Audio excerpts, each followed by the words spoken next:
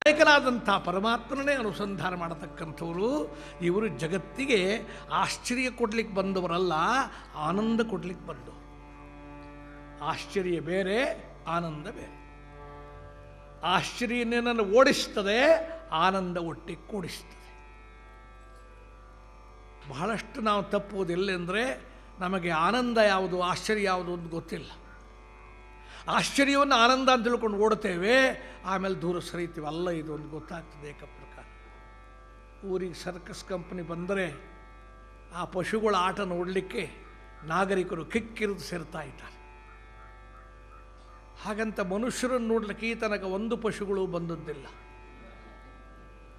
500 ರೂಪಾಯಿ ಟಿಕೆಟ್ ಕೊಟ್ಟು ಮುಂದೆ ಕೂತಿರ್ತಾರೆ ಸರ್ಕಸ್ ನೋಡಲಿಕ್ಕೆ. ಆಗ ಒಂದು ಹುಲಿಯನ್ನು ಹೊರಕ್ಕೆ ಬಿಟ್ಟರು ಬೋನಿನಿಂದ, ಅದು ವೇದಿಕೆಗೆ ಬಂದು ಬಾಯಿ ತೆರೆದು ಘರ್ಜಿಸುವಾಗ ಮುಂದಿದ್ದವರಿಗೆ ಆನಂದ ಆದ್ದು. ಹೆಂಡತಿ ಗಂಡನಿಗೆ ಹೇಳಿದ್ದು, ನಾನು ಹೇಳಿದ್ದೆ ನಿಮಗೆ ಫಸ್ಟ್ ಕ್ಲಾಸ್ ಟಿಕೆಟ್ ಬೇಡ ಅಂತ, ನೀವು ಕೇಳಲಿಲ್ಲ. ಓಡಿ ಹೋಗುವ ದಾರಿ ಯಾವುದೊಂದು ನೋಡ್ತೀವಿ. ಆಶ್ಚರ್ಯವನ್ನು ಓಡಿಸ್ತದೆ ಪ್ರಕಾರ, ಆನಂದನನ್ನು ಒಂದು ಕಡೆ ಕೂಡಿಸ್ತದೆ. ಲೋಕಹಿತಕ್ಕಾಗಿ ತನ್ನನ್ನು ಸಮರ್ಪಣೆ ಮಾಡಿರತಕ್ಕಂಥ ಮಹಾಪುರುಷ ಯಾರಾದರೂ ಸಿಕ್ಕಿದರೆ ಆ ಲೋಕ ಪೂಜ್ಯನನ್ನು ಕಂಡರೆ ಸಾಕು, ದೂರದಿಂದ ನಮಸ್ಕಾರ ಮಾಡಿದ್ರೆ ಸಾಕು, ಅವರ ವಾಕ್ಯ ಕೇಳಿದ್ರೆ ಸಾಕು, ನನ್ನ ಉದ್ಧಾರವಾಗ್ತದೆ. ಅವರು ಲೋಕ ಪೂಜ್ಯರು. 2 ವರ್ಗ ಇರುತ್ತದೆ, ಲೋಕ ಪೂಜ್ಯರು, ಲೋಕಪ್ರಿಯರು ಅಂತ 2 ವಸ್ತು. ಈ ಕಾಲದಲ್ಲಿ ಲೋಕಪ್ರಿಯರು ಯಾರು ಅಂದರೆ ಚಲಚ್ಚಿತ್ರ ನಟ ನಟಿಯರು. ಊರಿಗೊಬ್ಬ ಚಲಚ್ಚಿತ್ರ ನಟನೋ ನಟಿಯೋ ಬರ್ತಾರಂತ ಗೊತ್ತಾದರೆ ಆ ದಿನ ಮರದ ಮೇಲೆ ಕೋತಿ ಕೂತ್ಕೊಳ್ಳಿಕ್ಕೆ ಜಾಗ ಇಲ್ಲ. ಬೆಳಿಗ್ಗೆ ಅನ್ನೋದಕವನ್ನು ತ್ಯಜಿಸಿ ಉಪಹಾರವೆಲ್ಲರೂ ಯಾವುದೂ ಸ್ವೀಕಾರ ಮಾಡದೆ ಕಠಿಣತರವಾದ ಉಪವಾಸದಿಂದ ಆ ಬಿಸಿಲಿನಲ್ಲಿ ತಪಿಸ್ತಾ ದೇವತೆಯ ದರ್ಶನಕ್ಕಾಗಿ ಕಾದು ಕೂತಿರ್ತಾರೆ. ನಡು ಮಧ್ಯಾಹ್ನ ದೇವತೆ ಸಾಕ್ಷಾತ್ ಬರ್ತಾ ಇರುವ ಹಾಗೆ ಗಗನ ಮುಟ್ಟುತ್ತದೆ ಗರ್ಜನೆ ಏಕಪ್ರಕಾರ. ಆ ಚಲಚಿತ್ರ ನಟನೋ ನಟಿಯೋ ತನ್ನ ವಾಹನದ ಒಳಗೆ ಕುಳಿತುಕೊಂಡು ಆ ಗಾಜು ಕೆಳಗಿಳಿಸಲಿಕ್ಕೂ ಭಯಪಟ್ಟು ಅಲ್ಲಿಂದಲೇ ಆಶೀರ್ವಾದ ಅನುಗ್ರಹ ಮಾಡಿದರೆ ಭಕ್ತಾದಿಗಳ ಯಾವ ಜಯಕಾರ ಮುಗಿಲು ಮುಟ್ಟುತ್ತದೆ. ನೀನು ಕೆಳಗಿಳಿದು ನಮಗೆ ಸಮಗ್ರ ದರ್ಶನ ಕೊಡಬೇಕು ಅಂತ ಕೇಳ್ತಾರೆ. ಕೆಳಗಿಳಿಕ್ಕೆ ಭಯ, ಯಾಕಂದ್ರೆ ಈ ಭಕ್ತರೆಲ್ಲ ಸೇರಿ ವಿಭಕ್ತ ಮಾಡಿಕೊಂಡ್ರೆ ಏನು ಮಾಡಲಿ ಭಯ. ಯಾರು ಇಳಿದಿಲ್ಲ ಕೆಳಕ್ಕೆ, ಇಳಿದಿಲ್ಲ, ನಮಗೆ ದರ್ಶನ ಕೊಟ್ಟಿಲ್ಲ ಅಂದಾಕ್ಷಣ ಅಂಥವರಿಗೆ ಪೂಜೆ ಪ್ರಾರಂಭ ಆಯಿತು. ಯಾರು ಕಲ್ಲು ಹೆಸರು ಕೊಳಕೆ ಹೆಸರು ಏನೋ ಹೆಚ್ಚಲಿಕ್ಕೆ ಶುರು ಆಯಿತು. ಇದೆಲ್ಲ ನಿನಗೆ ಬೇಕಾಗಿರತಕ್ಕಂಥ ಒಂದೇ ಒಂದು ದೈವಿ ಪ್ರಜ್ಞೆ ಆ ಲೋಕಪೂಜ್ಯರು ಹೊಂದಿದವರು. ಆಗವರು ಅವರ ನಡೆ ನುಡಿ ಎಲ್ಲವೂ ಕೂಡ ಭಗವನ್ಮಯ. ಆನಂದ ಆನಂದ ಅಂದದ್ದೆಲ್ಲ ವೇದ ವೃಂದ, ಆನಂದ ಆನಂದ ವಿಜಯದಾಸ ಹೇಳ್ತಾರೆ. ಆನಂದ ಆನಂದ ಅಂದದ್ದೆಲ್ಲ ವೇದ ವೃಂದ. ಅವನ ಮಾತುಗಳು ಮಂತ್ರವಾಗ್ತವೆ, ಅದರ ಹಿಂದೆ ಆನಂದ ತುಂಬಿರುತ್ತದೆ. ಬಾರೋ ಸಾರೋ ಕೂರೋ ಏರೋ ಎಲ್ಲ ಶಬ್ದಗಳು ಕೂಡ ಆನಂದ ಆನಂದ ಅಂದದ್ದೆಲ್ಲ ವೇದ ವೃಂದ. ಅಕಾರದಿಂದ ಷಕಾರ ತನಕಿರುವ ಎಲ್ಲ ಅಕ್ಷರಗಳು ಭಗವಂತನನ್ನೇ ಹೇಳ್ತಾವೆ. ಒಂದು ಶಬ್ದವೂ ಭಗವಂತನ ಬಿಟ್ಟು ಬೇರೆ ಅರ್ಥ ಬರುವುದಿಲ್ಲ ಎಂಬುದಾಗಿ ವಿಧಾಯಕವಾದ್ದನ್ನು ಮುಖ್ಯವಾಗಿ ಹೇಳ್ತಾರೆ. ಉಪದೇಶದಲ್ಲಿ 2 ಕ್ರಮ, ನಿಷೇಧಕ ವಿಧಾಯಕ ಅಂತ 2 ಕ್ರಮ.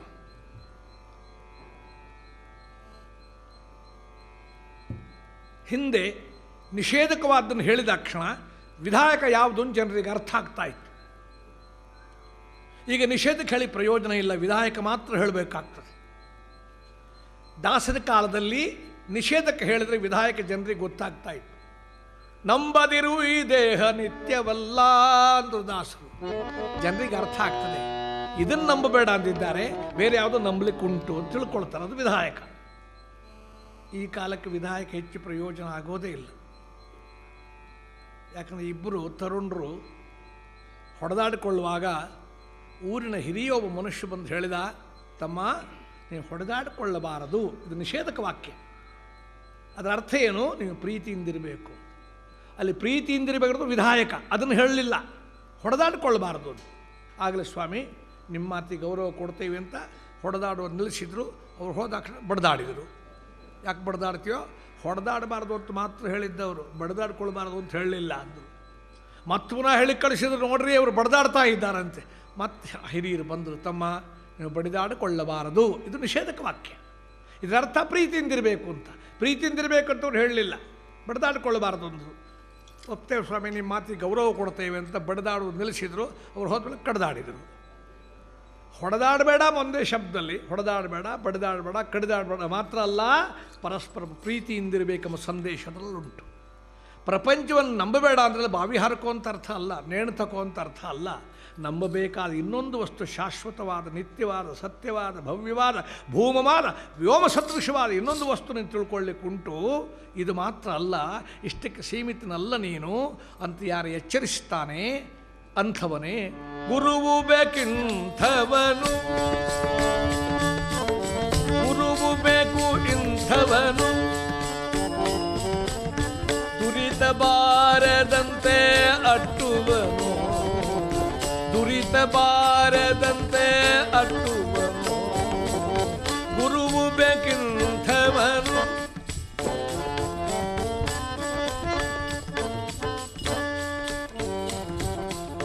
ಕ್ರೋಧ ಬಾರದಂತೆ ಅಟ್ಟುವನು, ಬೋಧ ಸ್ವರೂಪಿ ತಾನಾಗಿಹನು, ಗುರುತಾ ಬೋಧ ಸ್ವರೂಪಿ.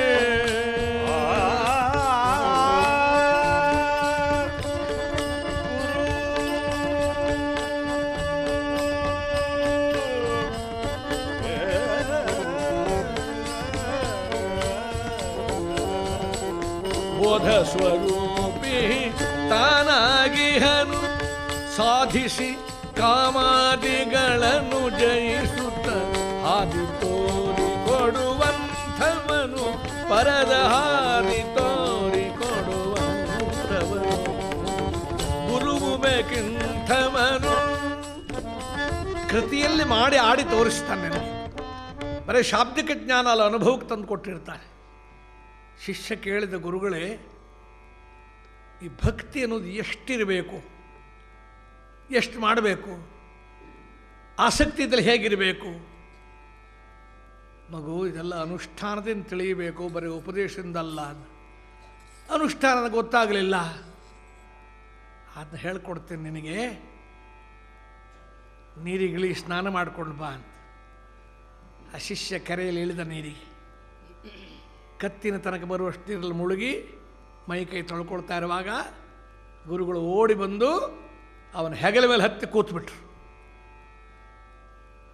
ಒಂದೆರಡು ನಿಮಿಷ ನಾನು ಧನ್ಯ, ಗುರುವಿಗೆ ಆಧಾರ ಸ್ತಂಭನಾಗಿ ನಾನಿದ್ದೇನೆ ಈಗ ಅಂತ ಧನ್ಯ ಅಂದುಕೊಂಡಾಗ ಗುರುಗಳು ಸ್ವಲ್ಪ ಒತ್ತಡ ಹಾಕಿದ್ರು, ಮುಳುಗಿದ ಕೆಳಕ್ಕೆ. ಗುರುಗಳು ಸುಪ್ರತಿಷ್ಠಿತಾಗಿ ಗುರುಗಳು ಕೂತಿದ್ದಾರೆ. ಒಂದೆರಡು ನಿಮಿಷ ತಡ್ಕೊಂಡವ ಶ್ವಾಸೋಶ್ವಾಸ ಗಾಳಿಗಾಗಿ ಒದ್ದಾಡ್ತಾ ಮೇಲೆ ಗುರು ಒಂದು ಎತ್ತಿ ಬಿಸಾಡಿ ಮೇಲಕ್ಕೆದ್ದು ದೀರ್ಘ ಶ್ವಾಸ ತಿಳ್ಕೊಂಡು, ಏನು ಗುರುಗಳೇ ನನ್ನನ್ನು ಜಲಸಮಾಧಿ ಮಾಡಬೇಕು ಅಂತ ಮಾಡಿದರೆ? ಗುರು ಹೇಳಿದ, ಮಗು ಅಲ್ಲ, ಭಕ್ತಿ ಎಷ್ಟು ಮಾಡಬೇಕು ಅಂತ ನೀ ಕೇಳಿದ್ದಲ್ಲ. ನೀರಿನಲ್ಲಿ ಮುಳುಗಿದ್ದಾಗ ಗಾಳಿ ಬೇಕು, ಗಾಳಿ ಬೇಕು, ಗಾಳಿ ಬೇಕು, ಎಷ್ಟನ್ನು ಕಾಣಿಸ್ತದೋ ಅಷ್ಟರಲ್ಲಿ ಒಂದು ಭಾಗ ದೇವರು ಬೇಕು, ದೇವ್ರು ಬೇಕು ಕಾಣಿಸಿದ್ರೆ ಸಾಕು, ತಕ್ಷಣ ಬಂದ್ಬಿಡ್ತದೆ, ಅಷ್ಟು ಮಟ್ಟಿಗಿರಬೇಕು. ಬೋಧ ಸ್ವರೂಪಿ ತಾನಾಗಿಹನು,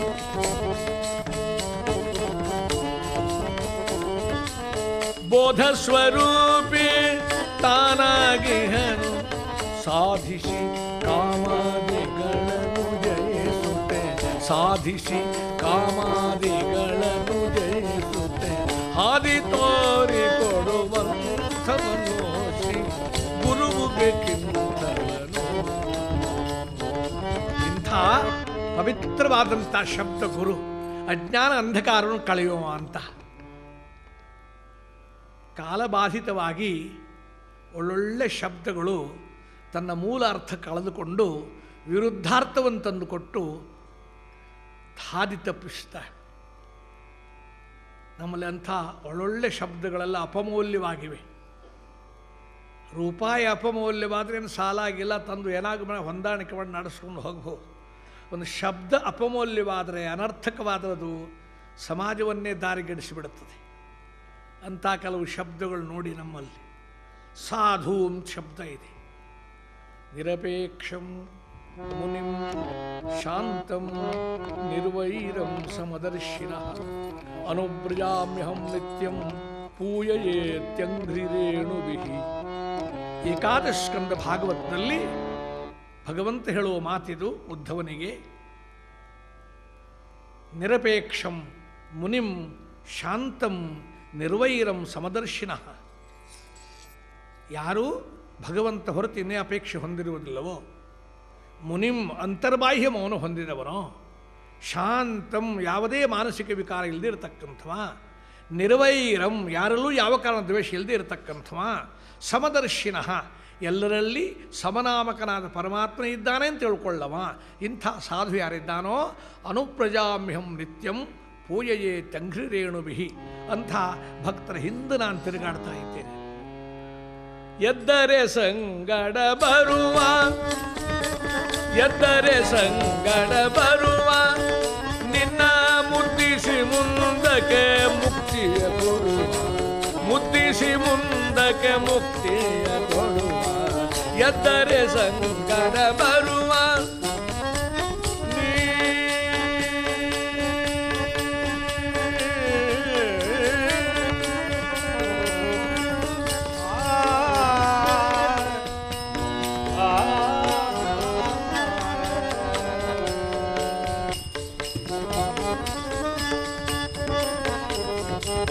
ಎದ್ದರೆ ಸಂಗಡ ಬರುವ ಅನುಪ್ರಜಾಮ್ಯಹಂ ನಿತ್ಯಂ.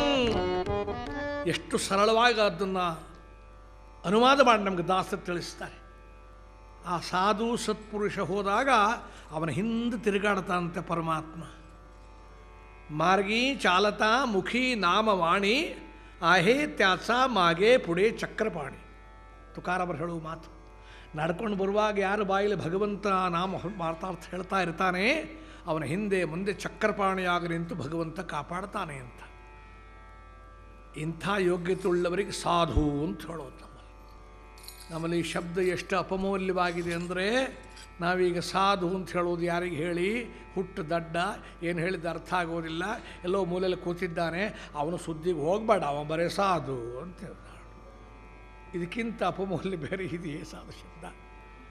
ಇನ್ಯಾರು ಸಾಧು ಅಂತ ಇಳಿ ಬಿದ್ದ ಗಡ್ಡ, ಜಟೆ, ಹಣೆ, ಕುಂಕುಮ, ಗಂಧ, ವಿಭೂತಿ ಹೆಚ್ಚಿಕೊಂಡಿದ್ದಾನೆ, ತ್ರಿಶೂಲ ಕೈಲಿ ಹಿಡಿದಿದ್ದಾನೆ, ಅವನು ಕಂಡ್ರೆ ಹೆದರಿ ಮಕ್ಕಳಿಗೆ ಜ್ವರ ಬರ್ತದೆ, ಅವನ ಹೆಸರು ಸಾಧು ಅಂತ ಕರೆದಿದ್ದು. ಮಕ್ಕಳು ಊಟ ತಿಂಡಿ ಮಾಡಲಿಕ್ಕೆ ಕೇಳಿದಿದ್ರೆ ಸಾಧು ಬೈರಾಗಿದ್ರೆ ಕರೆಯಲೋ ಉಣ್ಣುತ್ತಿರೋದು ಹೆದರಿ ತಿಂದುಬಿಡ್ತಾ ಮಕ್ಕಳು. ಏಕ ಪ್ರಕಾರ ಸಾಧು ಸತ್ಪುರುಷ ಬೆದರುಗೊಂಬೆಯಾಗಿ ನಿಂತಿದೆ ಏಕ ಪ್ರಕಾರ.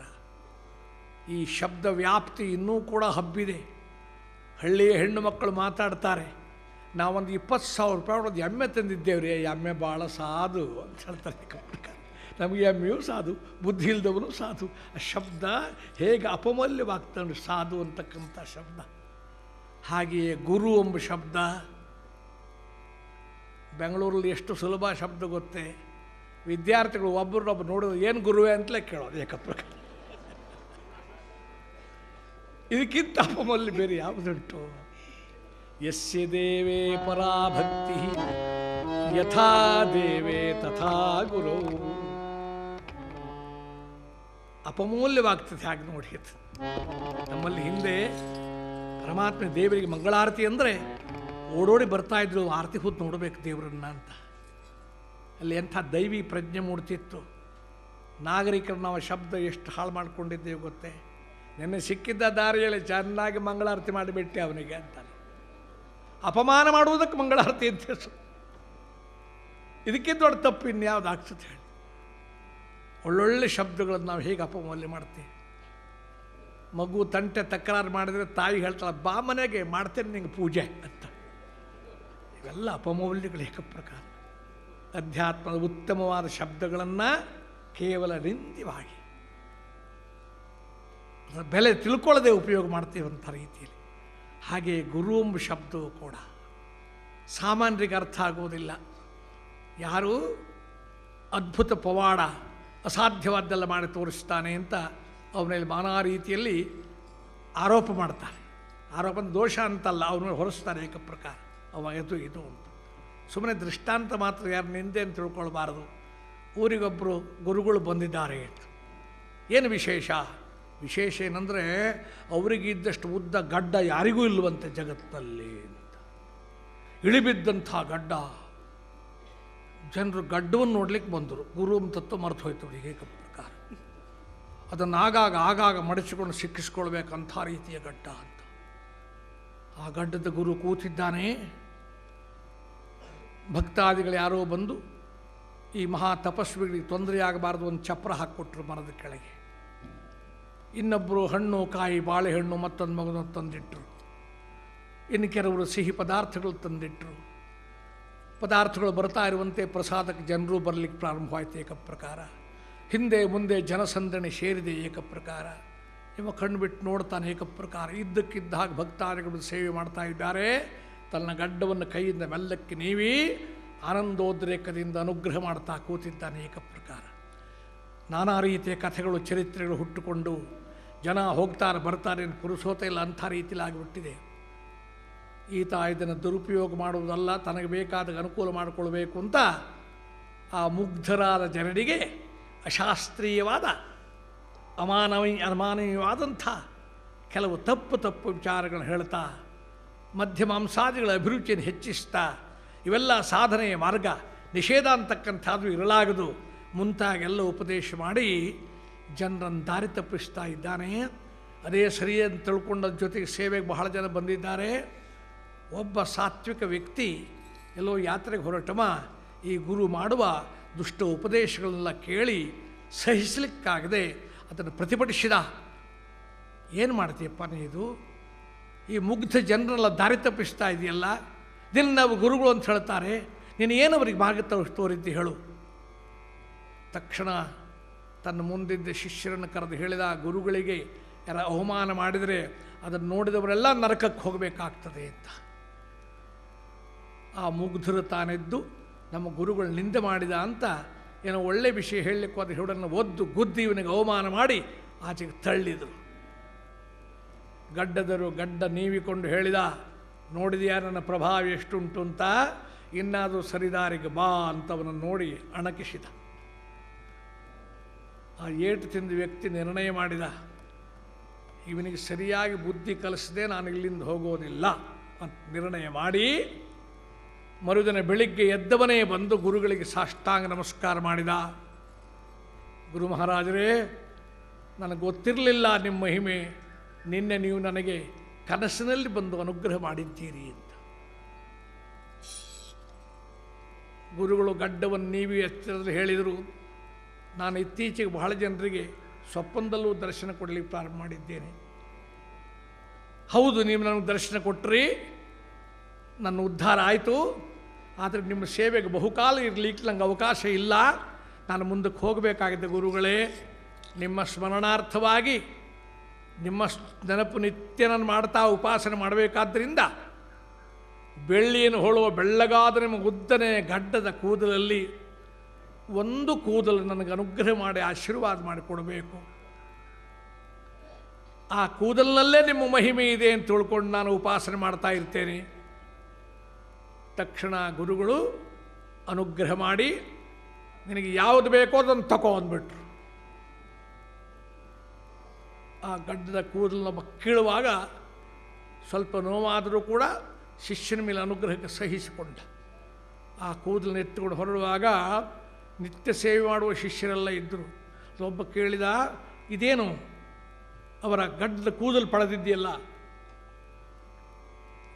ನೀವು ಹೇಳಿದ, ಮೂರ್ಖರೇ, ನಿಮಗೆ ಈ ಗುರುಗಳ ಮಹಿಮೆ ಏನು ಗೊತ್ತು? ಈ ಕೂದಲನ್ನು ಮನೆಗೆ ತಂದು ಬೆಳ್ಳಿಯ ಕರಡಿಯೊಳಗೆ ಹಾಕಿ ಇಟ್ಟರೆ ಸರ್ವಸಿದ್ಧಿ ಉಪಾಯ. ಏನು ಶ್ರಮ ಪಡಬೇಕಾದಿಲ್ಲ. ಬಯಸಿದ್ದೆಲ್ಲ ತನ್ನಷ್ಟಕ್ಕೆ ದೊರಕತಕ್ಕಂಥದ್ದು.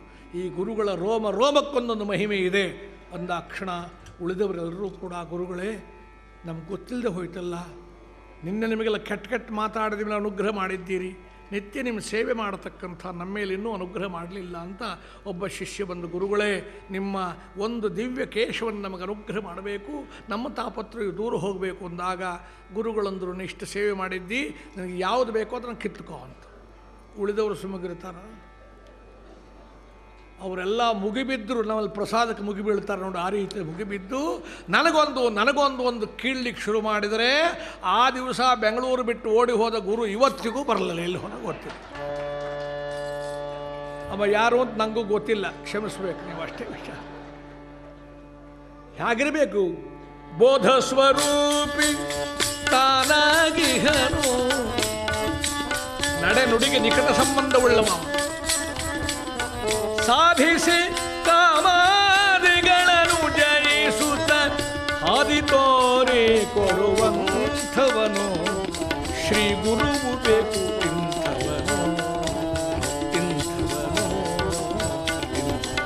ಅಂಥ ಗುರು ತತ್ವವನ್ನು ನಾವು ಚಿಂತನೆ ಮಾಡಲಿಕ್ಕೆ ವಾಜರಾಜ ದರ್ಶನದ ಅವರ ಅವತಾರದ ಭಾಗವನ್ನು ಇವತ್ತು ಚಿಂತನೆ ಮಾಡ್ತೇವೆ. ಸುಸಂಸ್ಕೃತವಾದ ಶ್ರೋತೃವೃಂದ ಸ್ವಲ್ಪದಕ್ಕೆ ಸ್ಪಂದಿಸಿ ಅದರ ಸವಿಯನ್ನು ಸವಿಯ ಯೋಗ್ಯತೆ ಉಳ್ಳವರು 5 ಶತಮಾನಗಳ ಹಿಂದೆ ಪರಶುರಾಮ ಸೃಷ್ಟಿ ಎಂದು ಕರೆಯಲ್ಪಡತಕ್ಕಂಥ ಗೋಮಾಂತಕದಿಂದ ಗೋಶ್ರೀ ತನಕ ಇರತಕ್ಕಂಥ ಸಮುದ್ರ ತೀರ, ಅಲ್ಲಿ ಕುಂಭಾಸಿ ಅಂತಕ್ಕಂಥ ಒಂದು ಪುಣ್ಯ ಸ್ಥಳ, ಗೌತಮ ಕ್ಷೇತ್ರ ಅಂತ ಅದಕ್ಕೆ ಹೆಸರು. ಕುಂಭಾಸುರನೆಂಬ ದೈತ್ಯನನ್ನು ಭೀಮಸೇನ ದೇವರು ಭಗವದಾಜ್ಞೆಯಂತೆ ಖಡ್ಗ ಸದೃಶರಾಗಿ ಅಸೀದ್ರ ಖಡ್ಗ ಭಗವದಾಜ್ಞೆಯಂತೆ ಆ ಕುಂಭಾಸುರನ ಸಂಹಾರ ಮಾಡಿದ ಸ್ಥಳವನ್ನು ಕುಂಭಾಸಿ ಅಂತ ಕರೆದಿದ್ದಾರೆ. ಅಲ್ಲಿ ವಿಶ್ವಂಭರ ನಾಮಕನಾದ ಗಣಪತಿಗೆ ವಿಶ್ವಂಭರ ಅಂತ ಹೆಸರು. ಅಂತಹ ಶ್ರೀಮನ್ನಾರಾಯಣನಿಗೆ ವಿಶ್ವಂಭರ ಅಂತ ಹೆಸರು.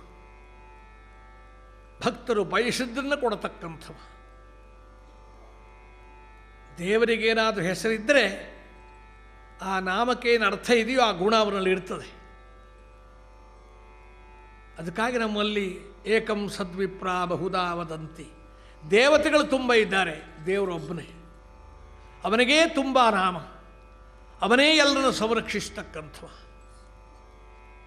ನಾವದರ ಮೂಲ ತತ್ವ ಮರೆತು ಕೇವಲ ಹೊರಗಿನ ವಿಚಾರಕ್ಕಷ್ಟೇ ಮಹತ್ವ ಕೊಟ್ಟು, ವಿಷ್ಣು ಸಹಸ್ರನಾಮದಲ್ಲಿ ನೋಡಿ, ಸರ್ವ ಶರ್ವ ಶಿವ ಸ್ಥಾಣು ಭೂತಾದಿ ನಿತಿರವ್ಯಯ, ನೀನೇ ವಿಷ್ಣು, ನೀನೇ ಶರ್ವ, ನೀನೇ ಶಿವ, ನೀನೇ ಶಂಭು, ನೀನೇ ಪುಷ್ಕರಾಕ್ಷ, ಹೀಗೆ ವಿಷ್ಣು ಸಹಸ್ರನಾಮದಲ್ಲಿ. ಅದು ಭಗವಂತನ ನಾಮ. ನಾವು ಹೊರಗಿಂದ ಮೈಮೇಲೆ ಬರ್ಕೊಳ್ಳುವ ನಾಮ ಅಲ್ಲ. ನಾವು ಆ ನಾಮ ಮರೆತು ಮೈಮೇಲೆ ಬರ್ಕೊಳ್ಳುವ ನಾಮಕ್ಕೆ ಜಗಳಾಡಿತು. ನಮ್ಮ ನಾಮ ಉದ್ದ, ನಿಮ್ದು ಅಡ್ಡ. ದೇವರ ನಾಮ ಮರೆತು ಹೋಯಿತು, ಮೈಮೇಲೆ ಬರುವ ನಾಮಕ್ಕೆ ಜಗಳ ಶುರುವಾಯಿತು. ಅದು ಎಲ್ಲಿಯ ತನಕ ವ್ಯಾಪಕವಾಗಿಬಿಟ್ಟಿದೆ ಅಂದರೆ, ವೈಷ್ಣವರ ಮನೆಗೆ ಸ್ಮಾರ್ತ ಸಂಪ್ರದಾಯದ ಹೆಣ್ಣು ತಂದಿದ್ದಾರೆ. ಉದ್ಯೋಗಸ್ಥ ಹೆಣ್ಣಿದ್ದು ಕೈ ತುಂಬ ಸಂಬಳ ಬಂದರೆ ಸ್ಮಾರ್ತರಾದರೂ ಆಗುತ್ತೆ, ಬರೀ ವೈಷ್ಣವರೇ ಅಂತ ಕಾಯೋದಲ್ಲ. ಹೆಣ್ಣು ಮನೆಗೆ ಬಂದಮೇಲೆ ಅತ್ತೆ ವೈಷ್ಣವಳು ಸೊಸೆಗೆ ಹೇಳಿದ್ಲು, ನೀನು ನನ್ನ ಮನೆಗೆ ಬಂದ ಮೇಲೆ ಎಲ್ಲ ನಮ್ಮ ಥರನೇ ಇರಬೇಕು, ನೀವು ಗಂಧ ವಿಭೂತಿ ಎಲ್ಲ ಅಡ್ಡಕ್ಕೆ ಹಚ್ತೀರಿ, ನಾವು ನಾಮ ಉದ್ದಕ್ಕೆ ಹಾಕ್ತೇವೆ, ನೀನು ನಮ್ಮ ಸೊಸೆಯಾಗಿ ಬಂದ ಮೇಲೆ ಯಾವುದು ಅಡ್ಡ ಇರಬಾರ್ದು, ಎಲ್ಲ ನೆಟ್ಟಿಗಿರ್ಬೇಕು ನಮ್ಮ ಕ್ರಮ ಪ್ರಕಾರ. ನಾಳೆಯಿಂದ ಈ ಮನೆಯಲ್ಲಿ ಅಂಗಳದ ಸೆಗಣಿ ಸಾರಿಸುವಾಗ ಅಡ್ಡಕ್ಕೆ ಸಾರಿಸಬಾರ್ದು, ಸ್ಮಾರ್ತರು ಅಂತಾಗುತ್ತೆ, ಉದ್ದಕ್ಕೆ ಸಾರಿಸ್ಬೇಕು ಅಂತ. ಸೆಗಣಿ ಸಾರಿಸೋದ್ರಲ್ಲೂ ಮತ ಉಂಟು. ನಾವು ಸಾಮಾನ್ಯರಲ್ಲ. ಆ ಸೊಸೆ ಭಾಳ ಜಾಣಳು.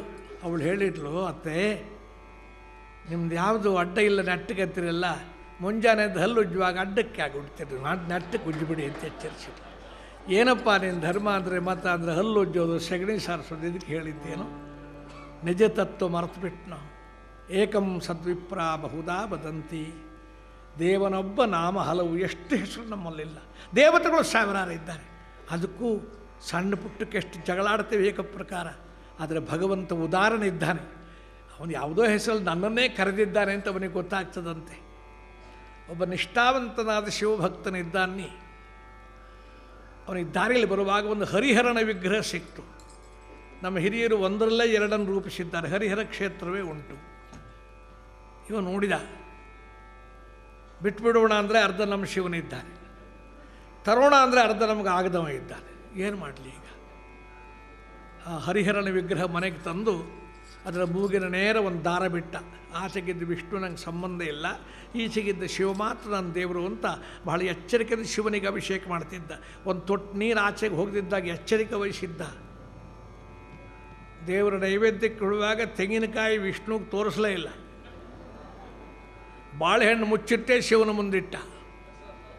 ಈ ಕೊನೆಗೆ ಊದು ಕಡ್ಡಿ ಹಚ್ಚುವಾಗ ಇವನಿಗೆ ಸಂಶಯ ಬಂತು, ಇದರ ವಾಸನೆ ಎಲ್ಲಿಯಾದರೂ ಆ ಕಳ್ಳ ವಿಷ್ಣು ಮೂಸಿಬಿಟ್ರೆ ನನ್ನ ಶಿವಭಕ್ತಿ ಕುಂದಾದೀತು ಅಂತ ಒಂದಿಷ್ಟು ಹತ್ತಿ ತಗೊಂಡು ಬಂದು ವಿಷ್ಣುವಿನ ಭಾಗಿನ ಮೂಗದ ಹೊಳ್ಳಿ ಒಳಗೆ ಜಡದ ಒಳಗೆ ತುರುಗಿಸಿಬಿಟ್ಟೆ. ಏಕ ಪ್ರಕಾರ ನಾನು ಶಿವನಿಗೆ ಹಚ್ಚಿರತಕ್ಕಂಥ ಊದುಕಡ್ಡಿಯ ವಾಸನೆಯನ್ನು ಕಳ್ಳನೇನು ವಿಷ್ಣು ಮೂಸಬಾರದು ಅಂತ. ಆ ಮಹಾವಿಷ್ಣುವಿಗೆ ಏನು ಉಸಿರು ಕಟ್ಟಿಕೊಳ್ತೋ ಗೊತ್ತಿಲ್ಲ. ಅವ ತಕ್ಷಣ ದರ್ಶನ ಕೊಟ್ಟು, ಎಲೈ ಭಕ್ತನೇ, ನಿನ್ನ ಭಕ್ತಿಗೆ ಮೆಚ್ಚಿದ್ದೇನೆ, ಬೇಕಾದ್ದು ಕೇಳೋದು. ಇವನಿಂದ ನೀನು ಯಾಕೆ ಬಂದೆಯೋ ವಿಷ್ಣು? ನಾನು ನನ್ನ ಬೇಡಲೂ ಇಲ್ಲ, ಪೂಜೆ ಮಾಡಲೂ ಇಲ್ಲ, ಕರೆದಲ್ಲ, ನೀನು ಯಾಕೆ ಬಂದೆ? ಮಹಾವಿಷ್ಣು ಹೇಳಿದಂತೆ, ನೀ ಪೂಜೆ ಯಾರಿಗೆ ಬೇಕಾದ್ರೂ ಮಾಡು, ತೆಂಗಿನಕಾಯಿ ಎಲ್ಲಿ ಬೇಕಾದ್ರೂ ಒಡಿ, ನಂದೇನು ಆಕ್ಷೇಪ ಇಲ್ಲ. ಇದರೊಳಗೆ ವಿಷ್ಣು ಖಂಡಿತ ಇದ್ದಾನೆ ಅಂತ ನಂಬಿ ಹತ್ತಿ ಹಾಕಿದೆ ಇಲ್ವಾ, ಸಾಕು, ಅಷ್ಟಕ್ಕೆ ಅನುಗ್ರಹ ಮಾಡ್ತಾರೆ. ಅಲ್ಲಿ ಸನ್ನಿಧಾನ ಭಗವಂತನನ್ನು ನೋಡೋದು ಮುಖ್ಯವೇ ಹೊರತು ನೀನು ಯಾವ ಹೆಸರಿಂದ ಕರೆದು ಏನು ಬಂತಪ್ಪ? ಅದಕ್ಕಾಗಿ ಅನಂತ ನಾಮ ಪರಮಾತ್ಮ ವಿಶ್ವಂ ವಿಷ್ಣು ವಷಟ್ಕಾರ ಭೂತ ಭವ್ಯ ಭವತ್ ಪ್ರಭು ಅನುಸಂಧಾನ ಎಕ್ಸ್ಪ್ಲೇನ್ ಮಾಡಿದ್ದಾನೆ. ಅನಂತನಾಮನಿದ್ದಾನೆ. ಆದ್ದರಿಂದಾಗಿ ವಿಶ್ವಂಭರ ನಾಮಕನಾದ ಗಣಪತಿ ಆ ಕ್ಷೇತ್ರದಲ್ಲಿದ್ದಾನೆ, ಆ ರೂಪ ಪಡೆದಿದ್ದಾನೆ. ಅನಂತಾನಂತ ಭಕ್ತರು ಅಲ್ಲಿಗೆ ಬಂದು ಹಳ್ಳಿಯ ಜನರು ಆನೆಗುಡ್ಡ ಅಂತದನ್ನು ಕರೀತಾದ್ರೆ ಏಕ ಪ್ರಕಾರ. ಅಂಥ ವಿಶ್ವಂಭರನ ಉಪಾಸನೆ ಯುಗ ಯುಗಾದಿಗಳು ಮಾಡ್ಕೊಂಡು ಬಂದುದು ಅಂತೆ. ಪುರಂದರದಾಸ ಕೀರ್ತನೆಯಲ್ಲೂ ಉಂಟದು. ಆದಿಯಲ್ಲಿ ನಿನ್ನ ಪಾದ ಪೂಜಿಸಿದ ಧರ್ಮರಾಜ,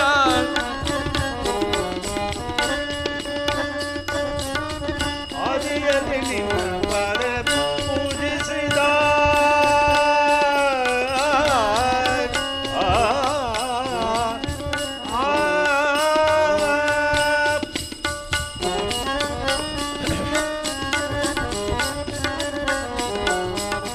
ಆದಿಯಲ್ಲಿ ನಿನ್ನ ಪಾದ ಪೂಜಿಸಿದ ಧರ್ಮರಾಜ, ಸಾಧಿಸಿದ ರಾಜ್ಯವ ಗಣನಾಥ, ವಂದಿಪೆ ನಿನಗೆ ಗಣನಾಥ. ಹಿಂದೆ ರಾವಣನು ಮದದಿಂದ ನಿನ್ನ ಪೂಜಿಸದೆ ಸಂದನು ರಣದಿ ರಾವಣ ಗಣನಾಥ, ವಂದಿಪೆ ನಿನಗೆ ಗಣನಾಥ.